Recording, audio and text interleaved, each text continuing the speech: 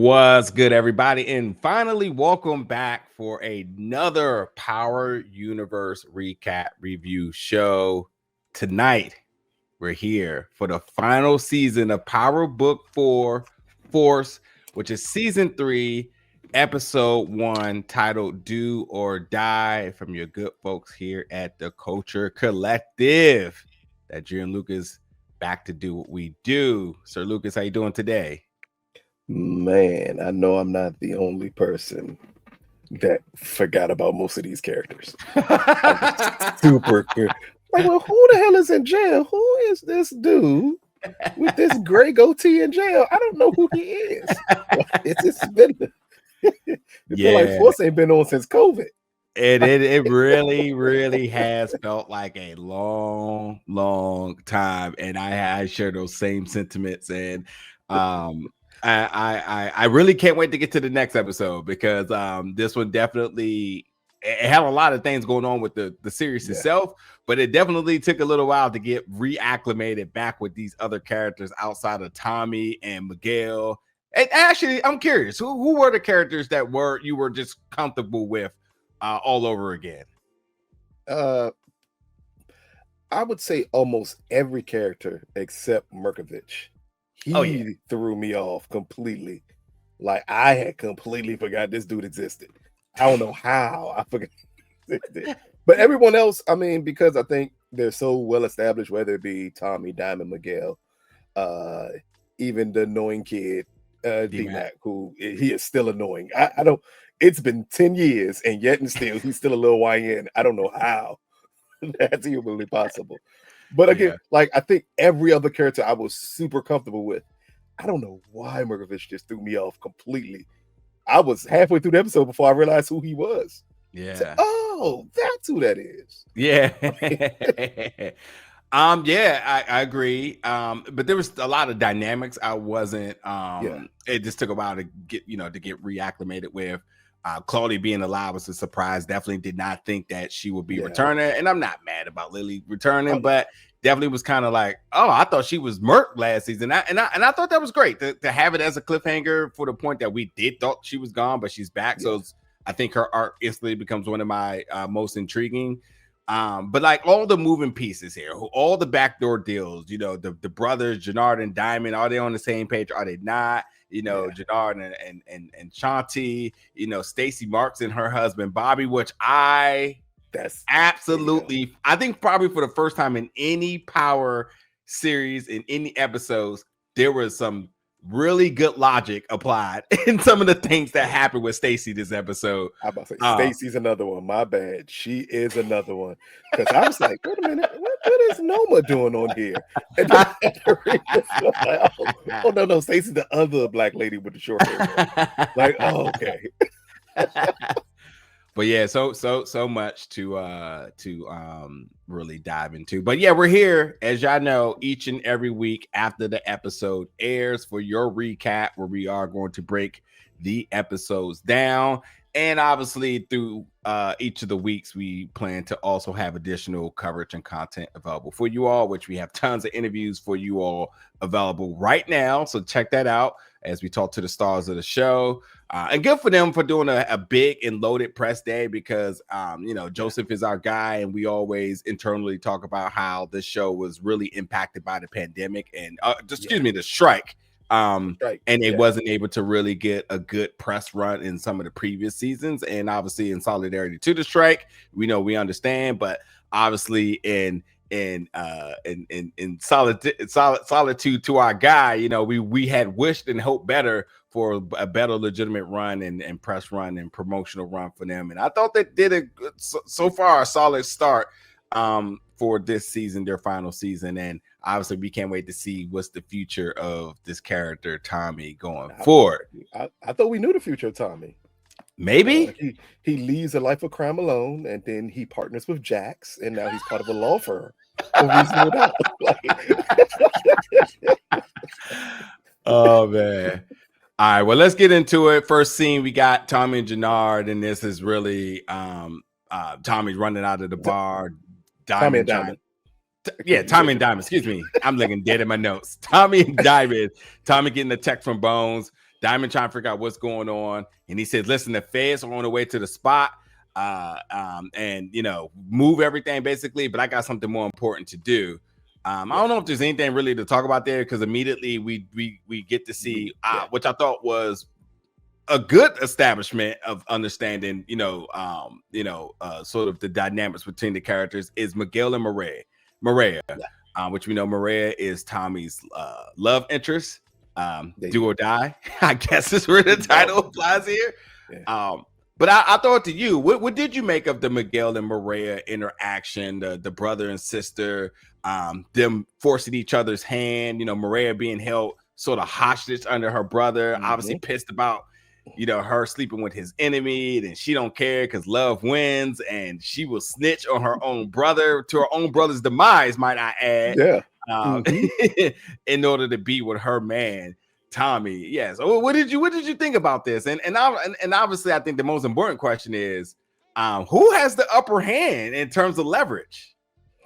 You know what? We needed to see her stand up like this. Yes. Because at the end of last season, the biggest threat was Miguel tends to kill people who he feels crosses him. Like that was known. Like he kills people that crosses him. Yeah. But here it's good to see that brother and sister dynamic, meaning we kind of know he's never going to harm her. Yeah. Under no circumstances is he going to do anything to her. But for her to finally stand up to him, like, no, this is who I'm going to be with. This is who I love. And you're not going to stop it. First, from her threatening to shoot him, which he knew, you're not going to kill me. But the moment she turned it on herself, I love that. Like, oh, it's a chance she can do that. Especially since through everything that she's lost, partially because of Miguel, she's let it be known, this is the one thing you're not going to be able to take away from me. And then down to her threatening him the way she did. Like that's, he would definitely be dead. But I think also, in the back of his mind, he knows she's not going to do that either. But he also knows this is just a play because she wants to be taken seriously by him. And that's what we need to see between these two. Because it's always come across, even though they're siblings, it came across like Miguel ran her. And she did whatever, whenever he wanted it done. And this is the first time we see her stand up like, no. And you're not going to harm Tommy. Under no circumstances are you going to hurt him. So it helps to develop a different dynamic now between Miguel and Tommy that's needed for the last season. Yeah, and again, it's been so long since season 2, so I am going to invite our fans, the audience, to chime in on this one because I want to know, was there traces of confidence instilled in Maria from her relationship with Tommy?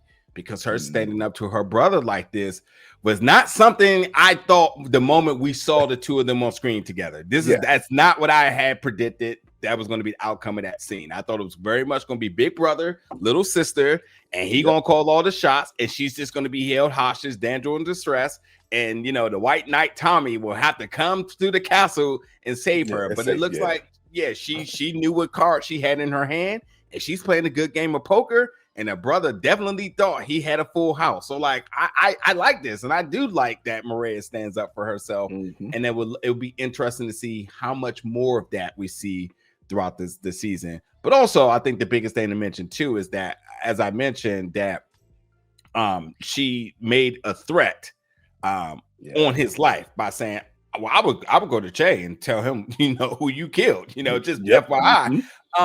So based on how we know how the cartels work, both in television and in real life, threats ain't really received in that way. And I get it that it's his sister, but I mean, we've seen more horrendous things happen in cartel. In power. Yeah, true, right.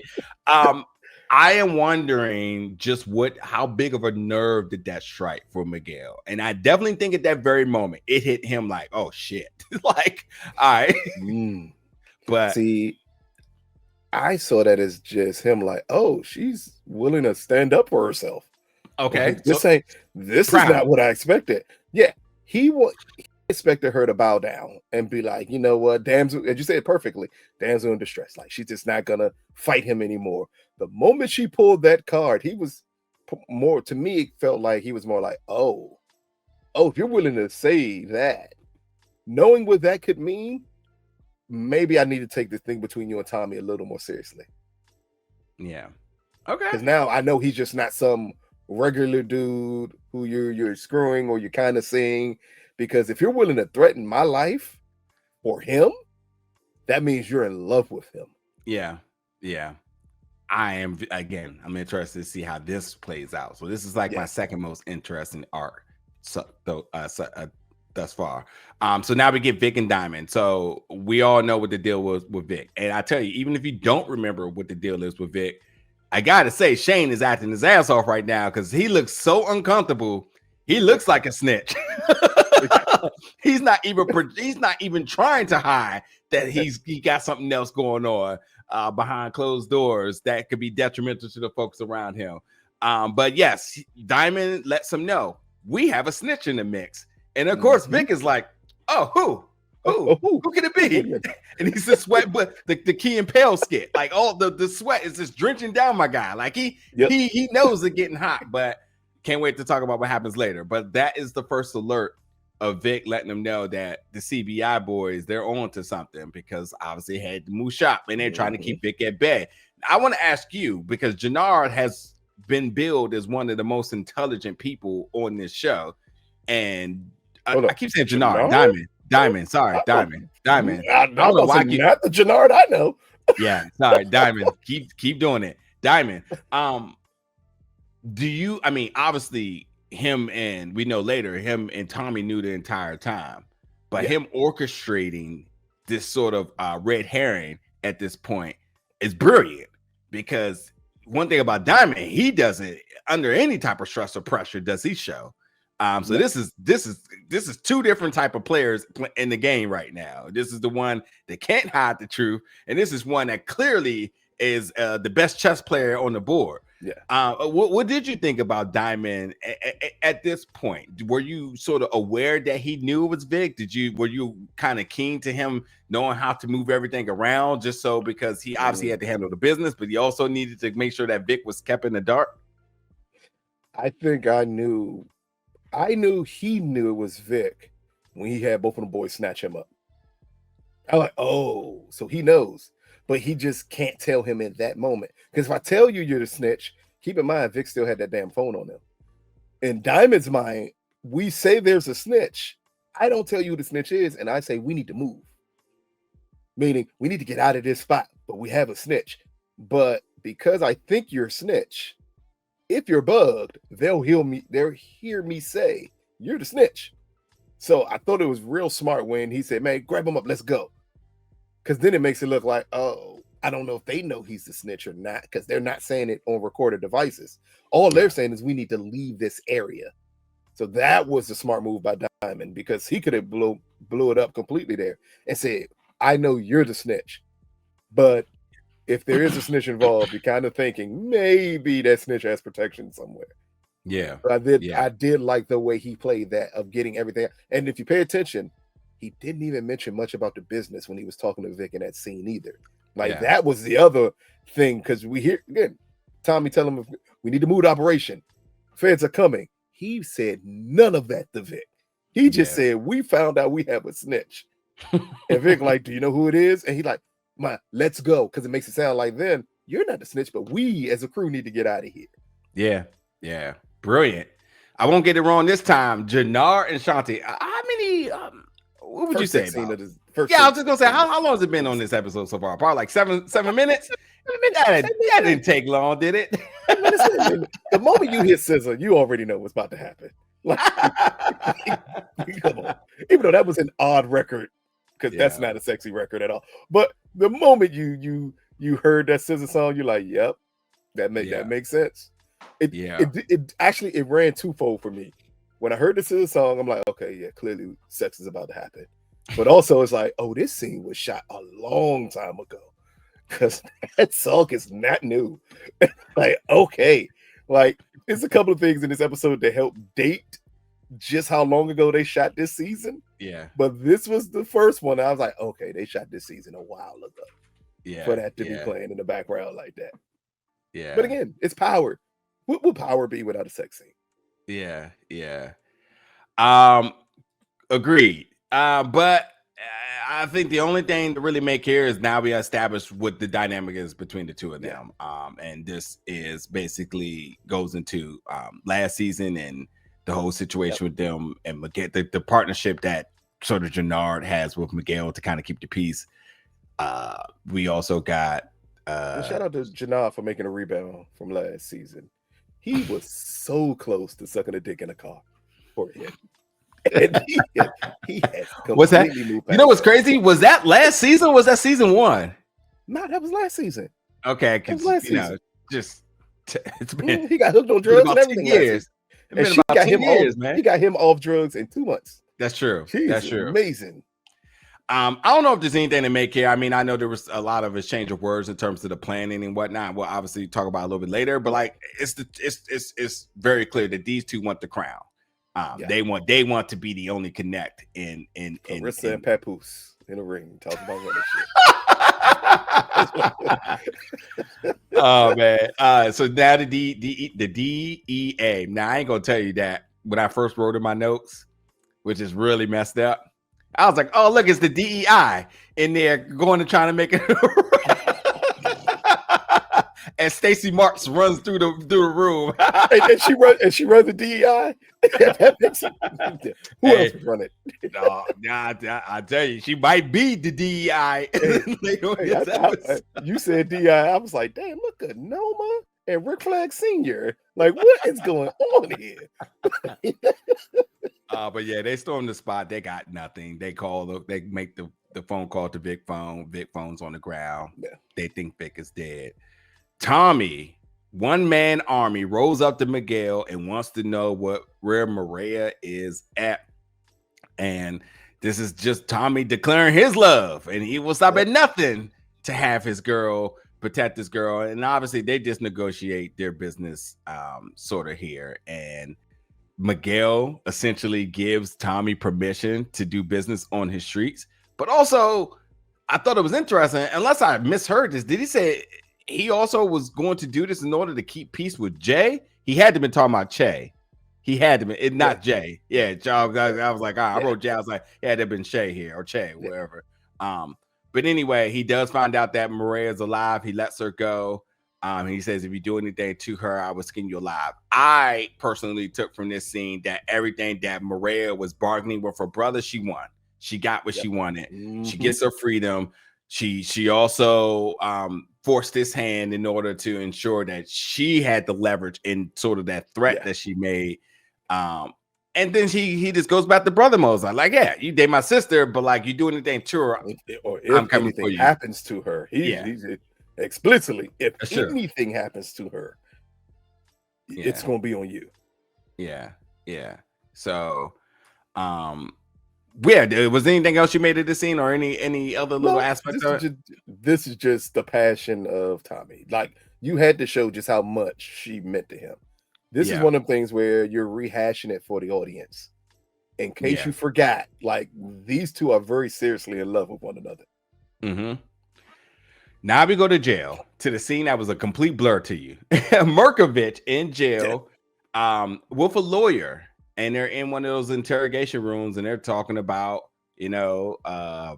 what's next. And I want to ask you, because I want to check something here. Did they reveal what this lawyer name was? No. Okay. I didn't hear the name at all. Right. You and I don't know who he worked for. Yes. But you didn't hear his name. Yes. Yeah. So I am going to say really quickly that there potentially is a little bit of a spoiler with this character. Because I don't think they should have probably revealed it on IMDb. Oh, his name? Yeah. Because it really, really, really, really throws a wrench in terms of some of the things that are said later on in this episode. But I don't know. First and foremost, understanding that like we seem like we're going to get a deal to get him out of jail. He looks pleased. It looks like that the cartel is going to do him a solid. What did you sort of make of this? And immediately, did it feel like there was just going to be an additional threat on the board again?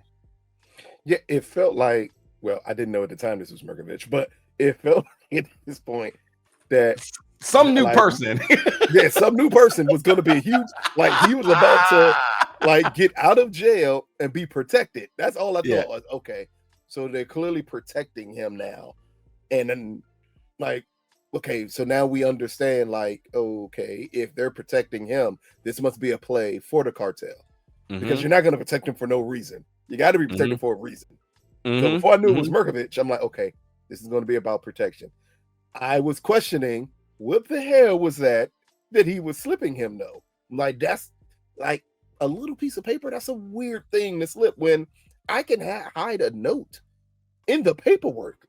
No one can look at the paperwork because I'm his lawyer. So I was confused about what that paper was going to be the whole time. I didn't think it was going to be what it clearly ended up being. Me neither, but I thought maybe it's going to be a phone number for him to contact somebody to further the plan along. Same, absolutely thought same too. I was like, oh, it's a passcode, it's a name, it's going to be, somebody in the jail to give a password to. I mean, I just thought all sorts of just something that was going to just be accommodating to helping him, really leverage, getting him out. Whoever this new man was, and whoever this new man was, who happens to not be there, man, God knows if we had came into this review, I'm like, all right, this new character. But yeah. So this lawyer, by the way. So I'm gonna come back to that 1 second. But anyway, let's talk about the next scene, and I'm gonna come back to the lawyer in 1 minute. Tommy and Maria. Now we just get the conversation between the two of him and Maria talking about you promised to never hurt Miguel. And with that, what did you think about that conversation? What did you think about her protecting her brother? Because this go ahead. Helps reestablish that no matter how much she loves Tommy, she still loves her brother. Yeah. And she set both of them up in the same way of saying, hey, basically, the two men I love, you two can't hurt each other. Under no circumstances can you two hurt each other. I can't go on without either one of you two. So I don't want anything to happen. And again, it helps reestablish the point that she loves her brother. Because out of that first scene, you would have thought that her love for Tommy was greater than her love for Miguel. And in this scene, it reestablishes that is not the case. Because she doesn't want Tommy to touch Miguel in any way. Just the same way she gave the same instruction to Miguel. Yeah, I was definitely... well, first of all, Tommy also establishing that he's not even sure if he can honor that. Do you think that's for? Yeah, damn sure didn't answer. Like, do you think that to be foreshadowing for anything? You know what? No, because I think in the end he won't harm Miguel. As Miguel brought up later on in the episode, it's always a loophole. You're right. I can't harm him. That does not mean I can't put him in harm's way. Yeah. I just won't do it myself. And I think with Tommy, Tommy's violent. He's thinking like, in his head, he's thinking, I don't know if I can make that deal, but if you love her enough, you're going to say you're not going to harm her brother. Yeah. Yeah. So, all right. Well, yeah, we'll see. We'll see. I was just quickly looking up to see if I can get the lawyer's name here. The lawyer is listed as James Adam Lynn, and T-Chan Chan is the lawyer's name here. So I'm going to put a quick note about Lawyer Chan because Lawyer Chan seems to be making a big impact pretty quickly on this. Anyway, we get back to Stacey Marsh. Stacey Marsh says Vic Flynn is dead, and now the number one target is to bring down Tommy Egan. Now, I love power. I love power. And I love nothing more than power isms because you already know what she might as well have said in that scene. Bring me Spider-Man. Like she just said that. It got it over with.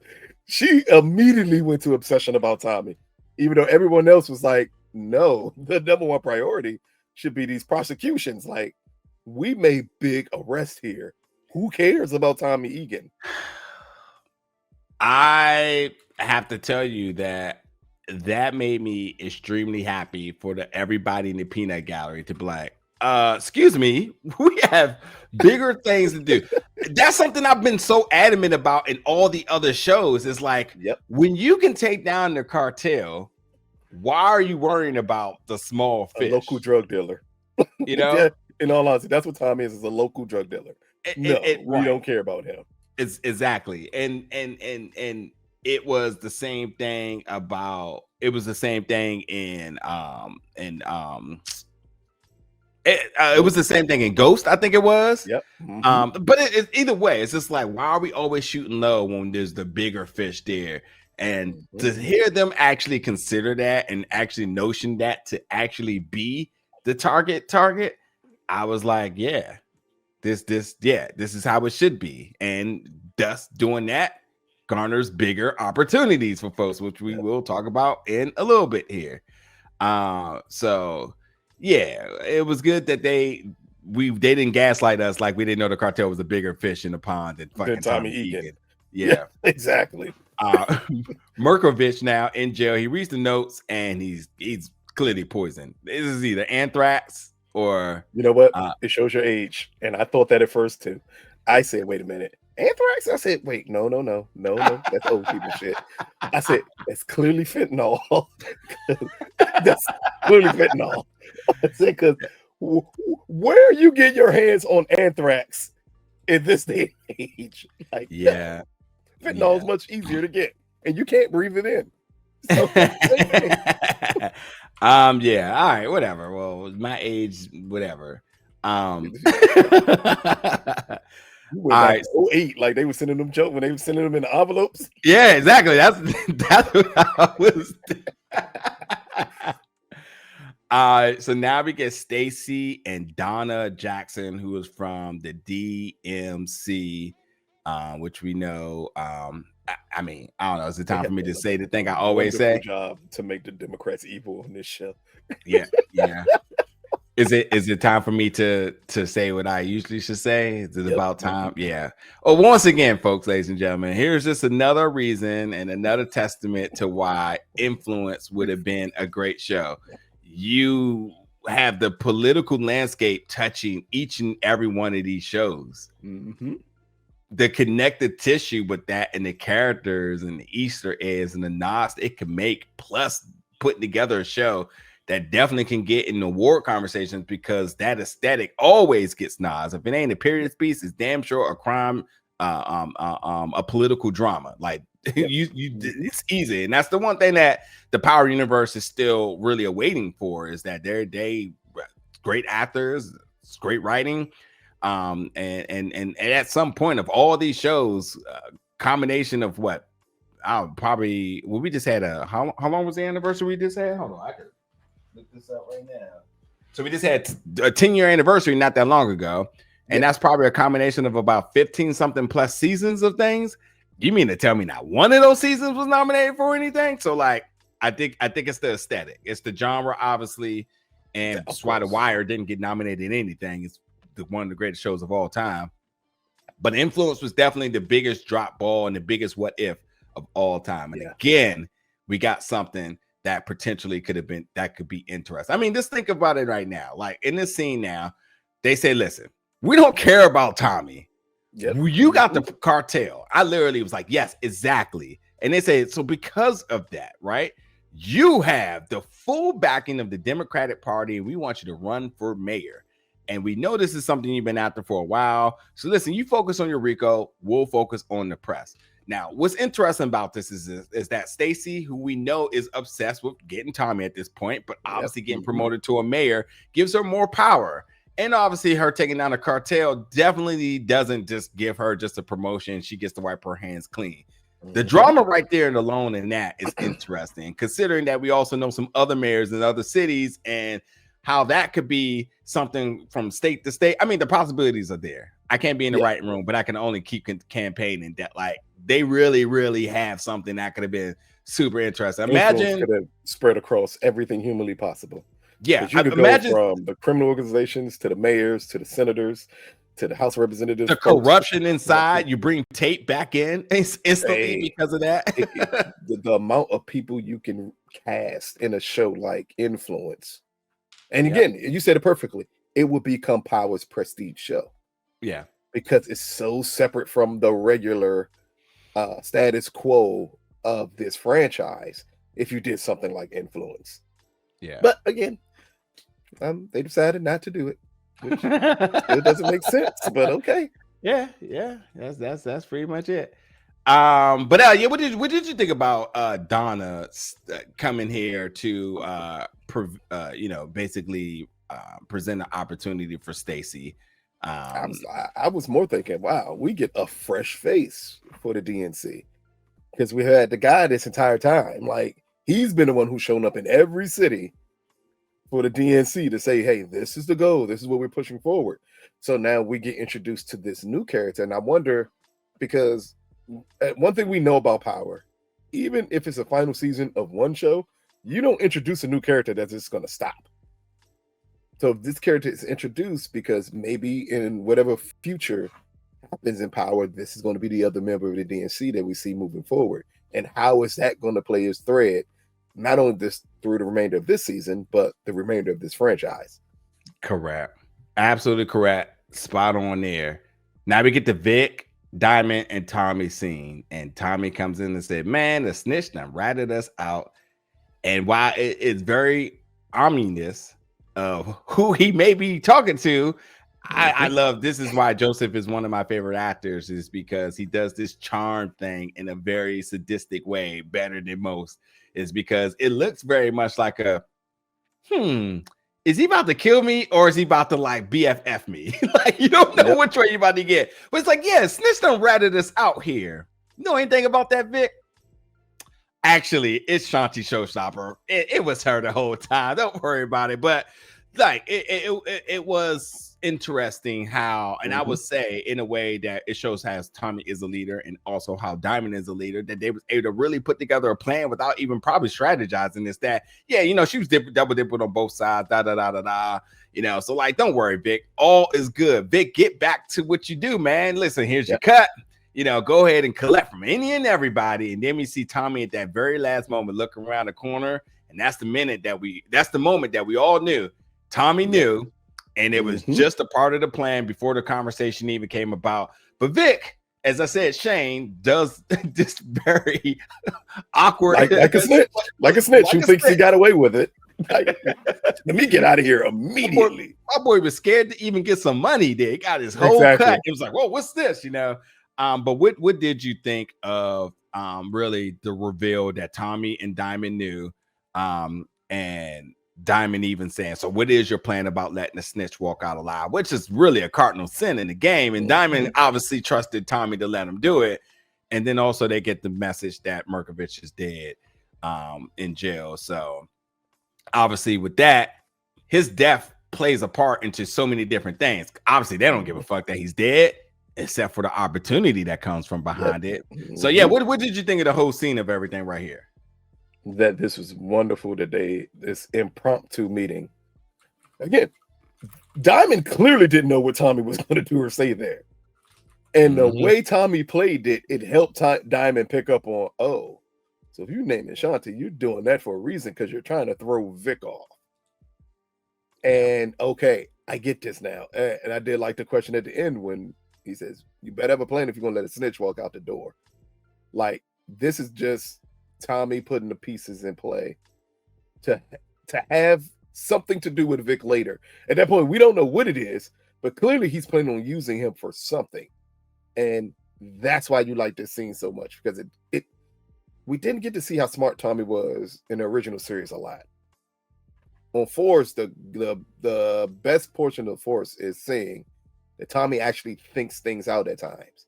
Yes, he's violent. He can be impulsive.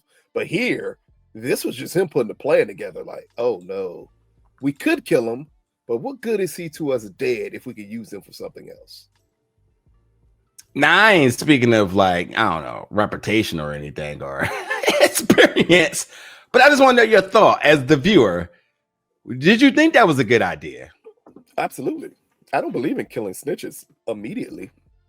Like, I need to work you a little bit. As long as you keep a snitch alive and you can control the narrative around him, you can control the narrative to the people he's snitching on you on. So, I mean, not speaking from experience in any way, shape, form, or fashion, but keeping a snitch around you is a very positive thing, if you know it early enough and you can work that snitch. Because at this point, if I think you're still bugged, I can say whatever I want to really distract from the point that I'm the person doing a lot of things. Yeah.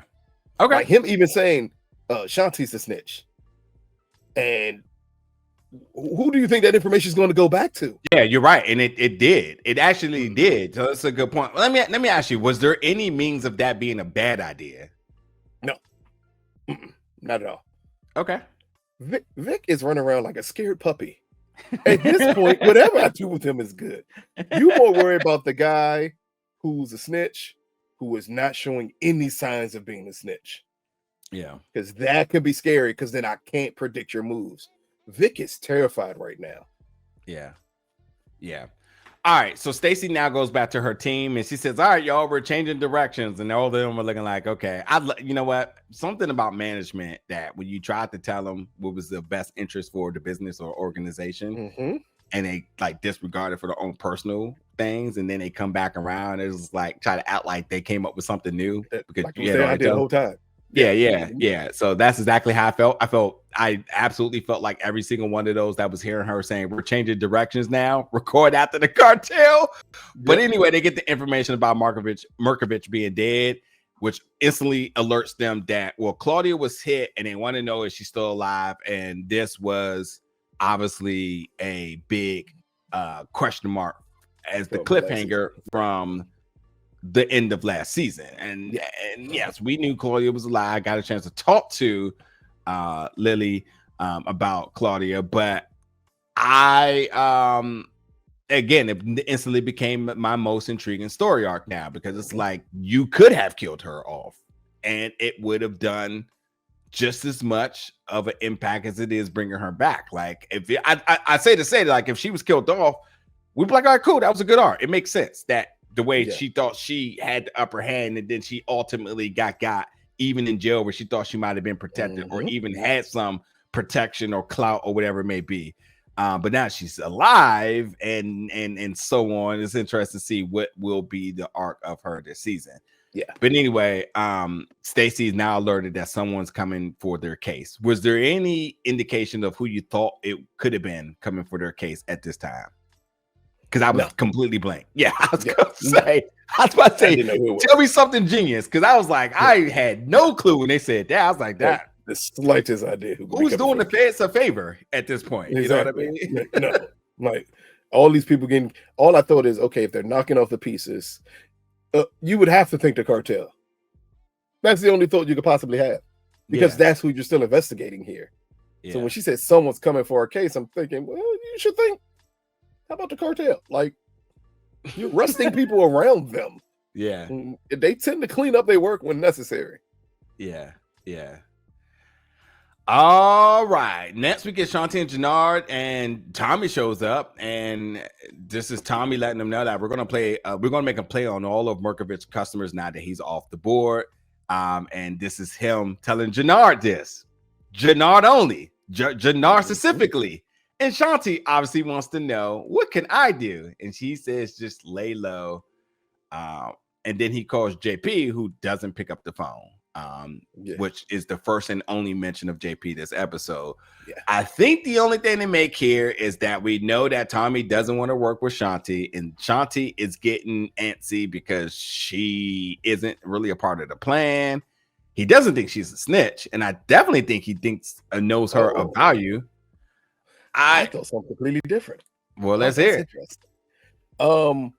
This scene actually reminded me that Tommy and Shanti had something, because I had completely forgot that they had something last season between them two, that they had worked out a deal that Jannard did not know about. And I was like, oh, so when he's talking just to Jannard, to me, it felt more like, oh no, he's trying to get rid of Jannard. Like, he needs to talk to Shanti about their business, and he needs to get rid of Jannard. And I said, okay, that makes sense. Because they helped just remind me of everything, especially when they say, nah, you need to keep on laying low. I'm like, oh, wait, they did. They came up with the deal to screw Claudia over with one another.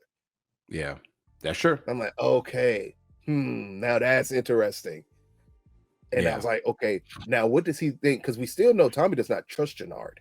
Yeah. And I thought he was giving him that information so he could push Jannard away. Yeah. Yeah.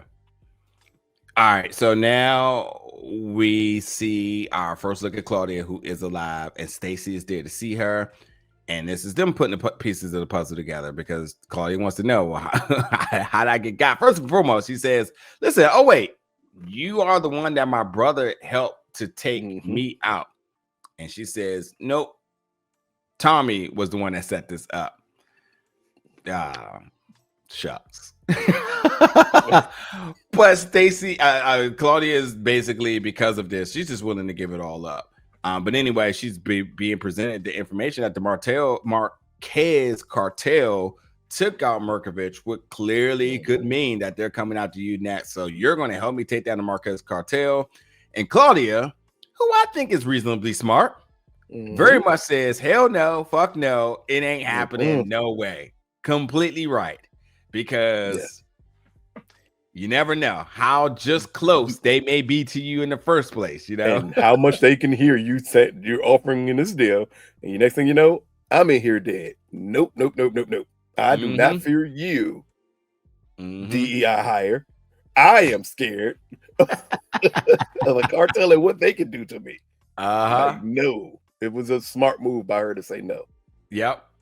So Shanti and Jannard, they get a text from King Kilo and says, come through, it's urgent. Man, it's crazy to be in jail out here demanding people. Texting? Yeah. I'm not going to tell you don't happen because it definitely happens. I know it happened. I mean, but like saying like come through right now is urgent. It's crazy. Anyway, Stacy March now, she gets in her car and Vic jumps in her car and like, holy shit, you're alive. And Lindo, thanks to you. And say Vic said Tommy thinks. So this is the interesting conversation because this is where Vic thinks that Tommy is convinced that Shanti is the snitch, and Stacy says no, they're playing you. And at one point, I was like, "Damn, Vic is so stupid." But I do get by his personal ambitions and wanting to get out. He really needs to hold on to the fact to believe that Tommy actually believes that. But more importantly, which I will not give him credit for in terms of intelligence, that if he can convince her that the target is now set on Shanti, that may actually do give him a clear out on this, whatever means that is, because he's always going to have some connection. But maybe he do get an out, which it looks like later on in the episode there was going to be a possibility of that. But anyway, he thinks he's in the clear. He talks about how everything is business as usual with Tommy, and he wants to get out clean. He wants out. And then she offers him something, says, I got something you want more than getting out. And that's your sister. And I love the statement of him saying, you keep pushing it in game.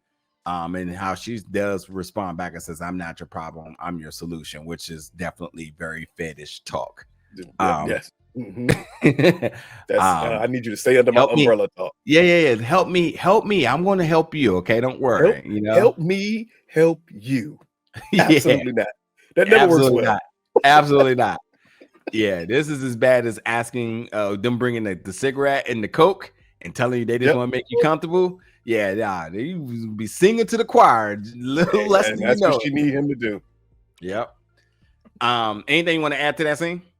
Nah, that because that's clear. It's been I did like the connection of Vic bringing up that Shanti was working with Claudia, and that's why Tommy thinks she's a snitch.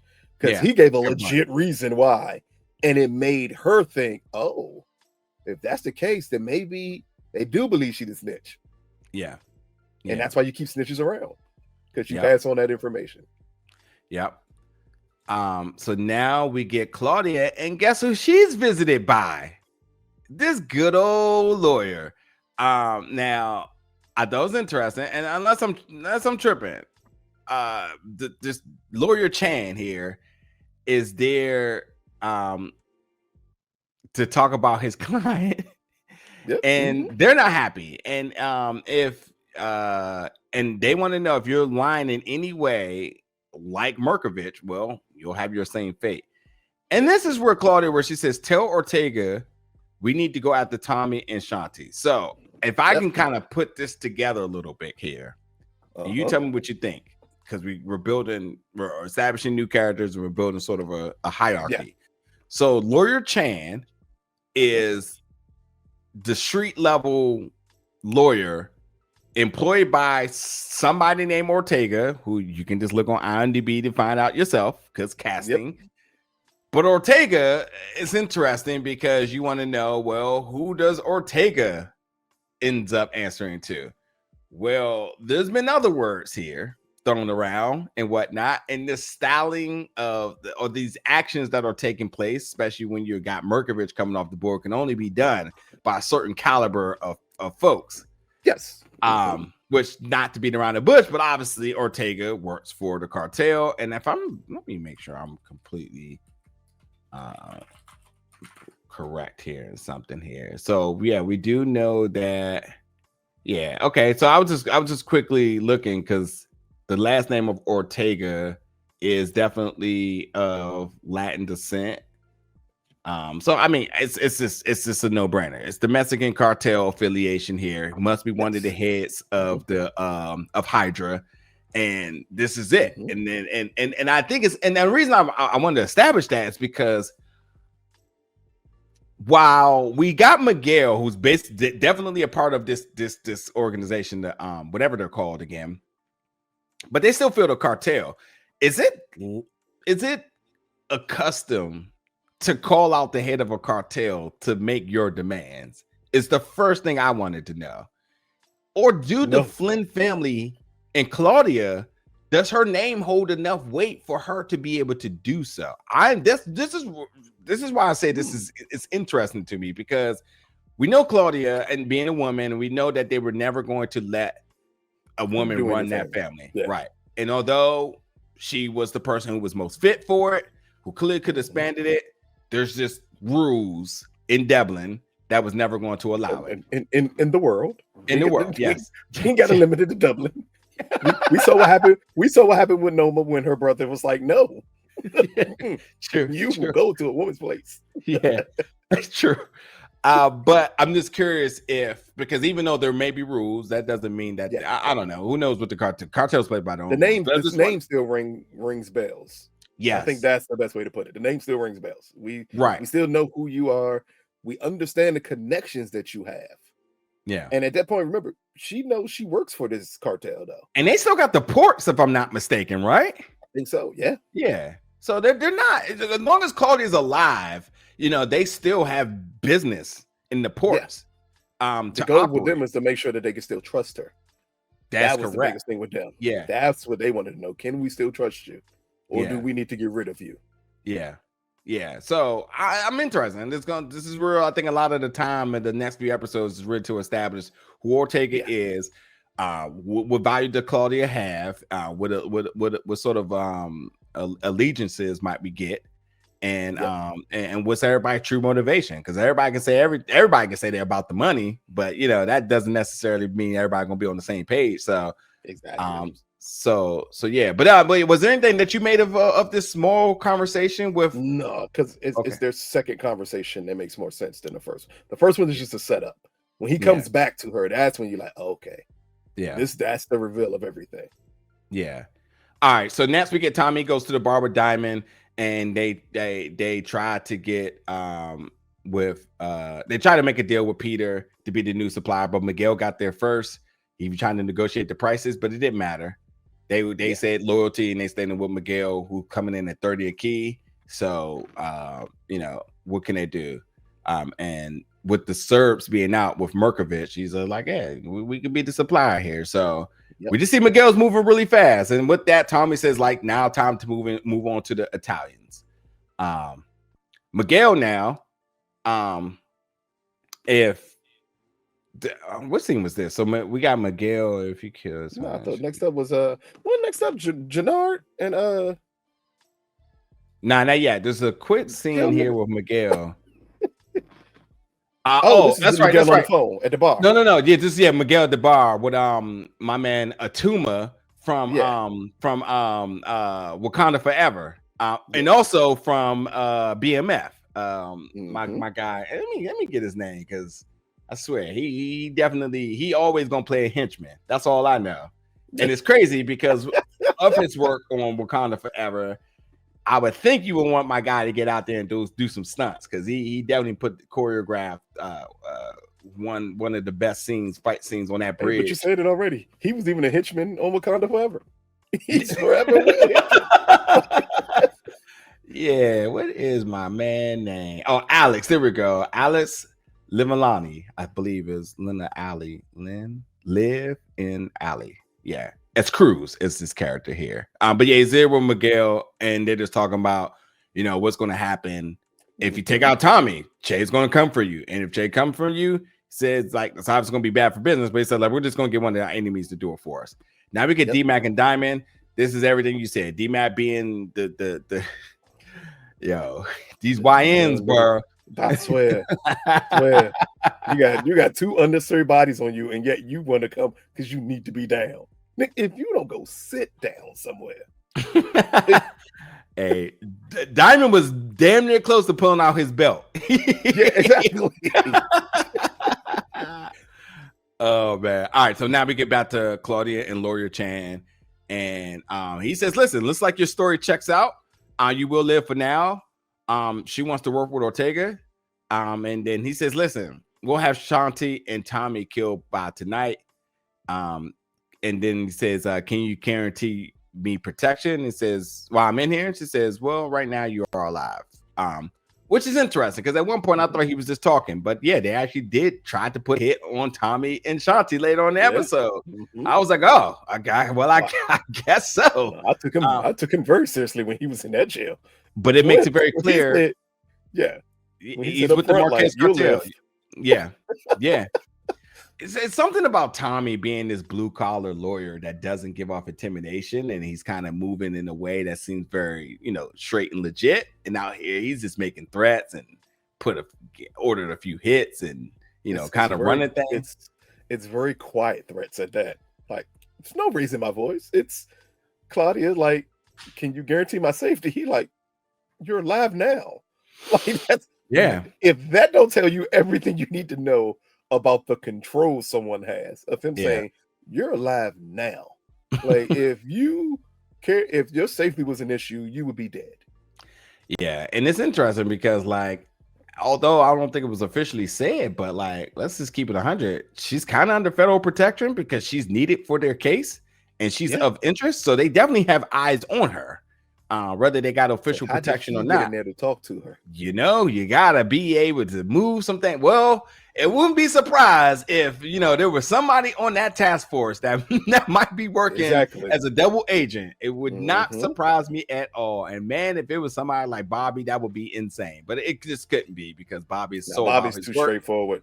Yeah, he's so about his work. They did introduce a new heftier woman, and she's speaking a lot all of a sudden. Like, we know power. Once you speak too much, and we see you in back-to-back scenes speaking, you crooked. That is you didn't exist before this season. That is DEA Special Agent Clarissa Hardwick. There you go. So don't trust her. Gonna see what, already. We know. We're gonna see what's up with her. Yeah. Anyway, Jannar and King Kilo. By the way, I mean, Big Baby out here just method acting. You wanted when I said certain scenes aged, and I can tell how long ago you shot this. This was the reason why.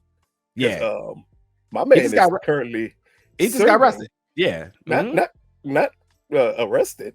My man is serving federal time right now. No, I thought he just got arrested like not that long ago. No. Oh, you're right. He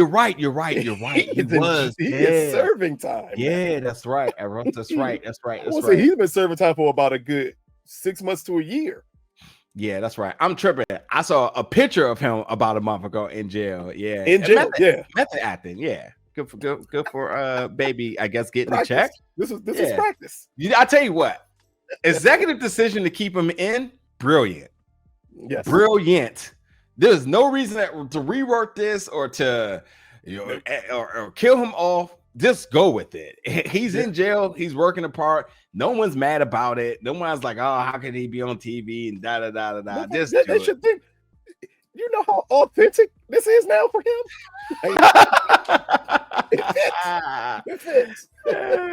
Oh man. Hell, give him a award nomination here. Fuck it. That would be hilarious. He acting his ass off for real. Hey. And in prison, they can do everything. Just send a camera crew there and announce him the winner. Oh man. But anyway, he wants D-Mac dead for killing his nephew. Say he can't even sleep, and if you want to keep the peace, you got to get this done. He wants it done now. Then Jannar goes back and tells Shanti that he wants D-Mac killed. And then Shanti wanted to know. There's a whole bunch of little other things here, but ultimately Shanti wanted to know. He said that he wants him killed in a week, and Shanti, very smart and coldly, says if he wants it done in a week, it can be done in 2. It could be done in 3. Let's use him. Use his desperateness to kill this boy to our advantage. That's the difference between someone who's thinking ahead and Jannard. Because Jannard is panicking like, we got to kill him. And Shanti came up with a plan immediately, like, no, we can use this against him and have him take out other people we need to be killed. All right, now getting through. Oh, and then she also asked if Jannar still were cool with taking out his brother. And he, of course, was like, yeah, sure, I guess. But now we get Vic going to see Paulie's wife and in an emotional moment, just basically giving all the love and thanks and flowers to her, and obviously didn't want anything to ever happen to Paulie, and just, for everything that they put her through for being a part of the, being in proxy to the family. Also gives her a letter and says, give this to the U.S. attorney, gives everything if need be, says I probably won't see you again. This is obviously him, getting ready to make his, go into exit. What's the word I'm looking for here? He's going into WITSEC. WITSEC, I guess. No, because he's running away from everybody. I don't know. Yeah, true. Yeah, I was like, yeah, because like he's not getting. Yeah, they didn't officially negotiate this, but anyway, and also gives her a lump sum of money for everything as well too. Now we get Diamond and Jannar. Also, Paulie was one of my favorite characters, along with Walter, very early in this series, and their presence instantly feels missed. So it was good to see that have closure right there. Now we get Diamond and Jannar, and this is them saying like Kilo wants D-Mac dead. He wasn't trying to hear anything else, trying to walk him off of that. And Jannar says we're fucked. And then they basically just going over the pros and cons if they do it or if they don't do it, and what type of backlash that's going to have with Kilo and the RDs. But then Jannar says, then Diamond says, fuck it, handle the problem, secure the bag, kill him so that it doesn't trace back to us. And then Jannar ends up airing out some other information to Diamond, saying, you know what, don't feel bad about this because Tommy doesn't tell you everything anyway. Just like he is with Maria, Miguel's sister, behind your back in the street. Know it. We saw it. We have proof. And then Diamond asks, is there anything else I should know? And Jannar says no. Now, that last little bit, I don't necessarily think there was anything he needed to know besides the fact, like, yeah, Shanti also wants me to kill you. But no, I'm plotting with her to kill you. Bit of information you don't know. Yeah.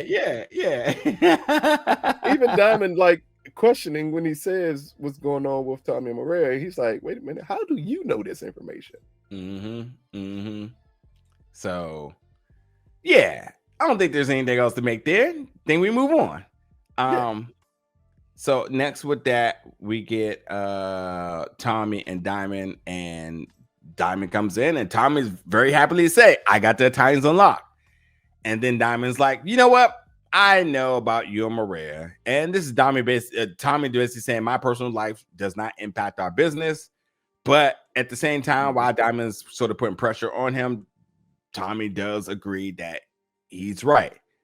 I should be very honest and upfront and not keep you in the dark with everything. And Diamond says, well, if you do, then you'll be without a partner and so on. But anyway, the plan still stays the same. We're going to take Miguel out, and we are going to be the only Chicago Connect. And that's that. But Jannar, as good as that sounds, says, well, keep it honest. Don't keep me in the dark. You will be good. Otherwise, you'll be down a partner. I thought this was a very good scene to really level set the season going forward. That Diamond, excuse me. I don't know why I keep saying Jannard. Diamond, as much as it seems like this is Tommy's shop, Diamond has no problem standing on his own. And he has no problem saying CBI is mine and I'll do what I got to do. And I do think he respects Tommy in terms of how he runs the business, and I will even go as far as say how ambitious he is about things. But Diamond also is not in any means in handicap to doing this because of him. And he made it very clear. If you're not being honest enough front, I'm good. You took something different from this, huh? Oh, I took that this is the beginning to end for Diamond. Really? He attempted to play a card that he should never play with Tommy, and that was, if you don't start telling me everything, you'll be down a partner. When has that ever worked with Tommy? It's never gonna work. Except for Ghost, maybe. There was a time where Ghost tried to get out. And what happened? They started shooting at each other. Exactly. Like, again, Diamond is holding secrets from Tommy. You literally just told your brother to kill his nephew. Yeah. You think Tommy's going to be worried about being down a partner? I think at that point, Tommy, in his head, Tommy is putting a plan together for when I need to get rid of Diamond.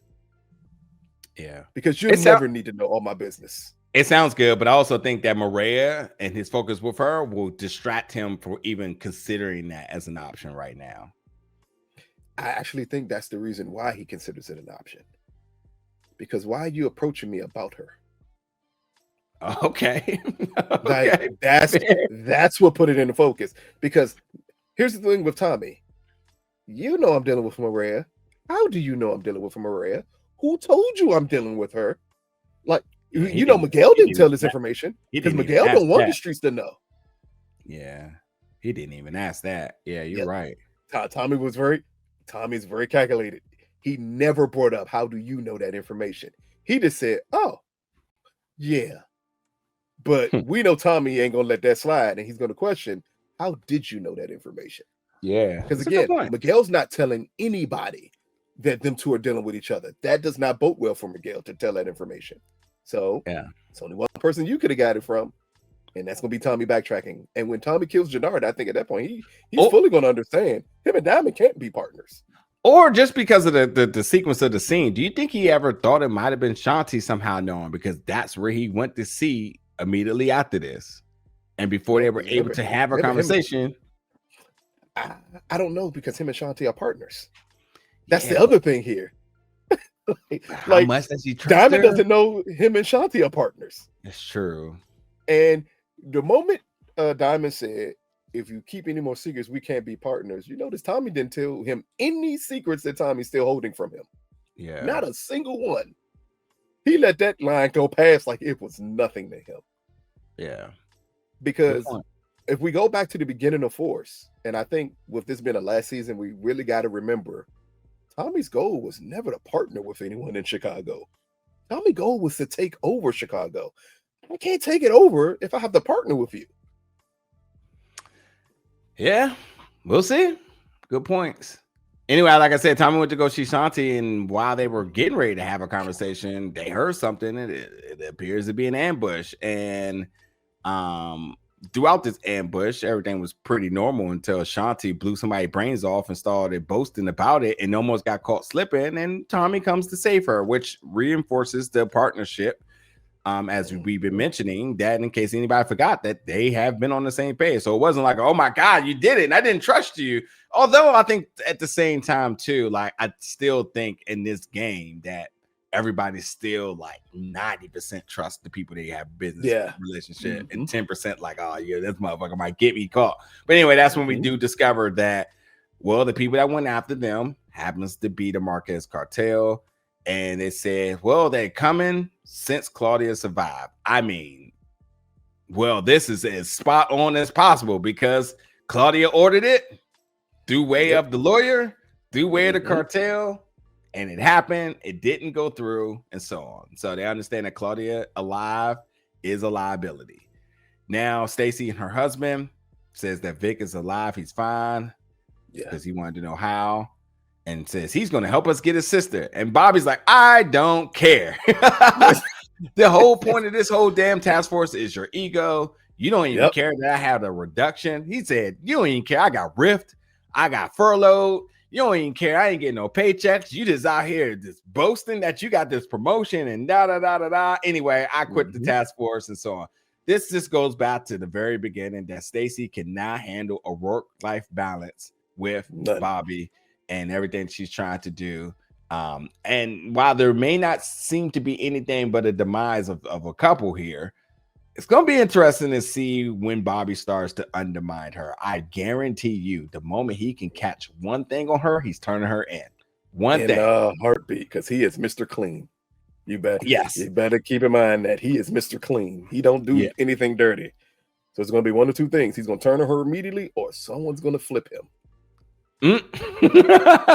It's internally. One or the other. Yeah. We'll see. That's gonna be fun. So now Miguel and Tommy, they're talking about the Albanian thing and him working that deal and before Tommy. And Tommy says that's not a problem. You beat me to the punch. He kind of gave him like a pat on the back, like congratulations, you did it.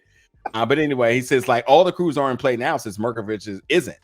And Tommy says this isn't anything personal, which isn't true. But he says it's business, and he says let the best man win. And it was a cool scene that how it was shot, but I don't think there was anything here that we didn't already know, unless I'm missing something. Maria's plan coming to fruition.